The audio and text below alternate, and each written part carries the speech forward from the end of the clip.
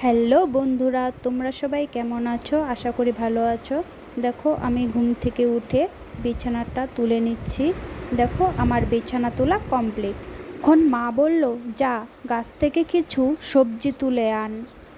তাই আমি সবার প্রথমে কিছু পুঁই শাকের ডুগা তুলে নিলাম। তারপরে আমি চলে গেলাম চাল কুমড়া তুলতে। দেখো, আমি চাল কুমড়াটা তুলে নিলাম, কি সুন্দর দেখতে। তারপরে আমি চলে আসলাম বেগুন তুলতে।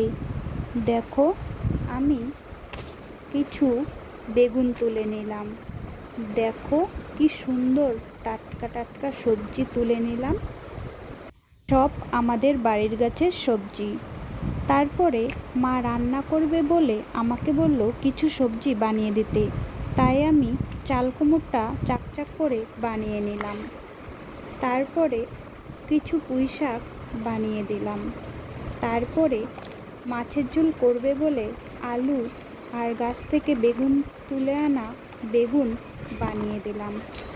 তো সবাই বলো ভিডিওটা কেমন হয়েছে।